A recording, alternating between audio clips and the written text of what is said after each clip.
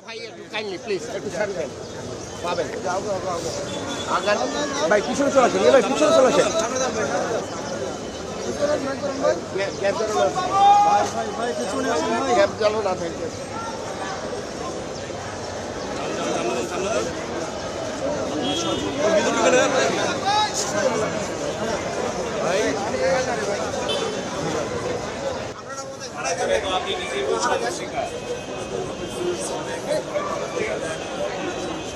কারাগারে বৈষম্যের শিকার মানে কি ভাই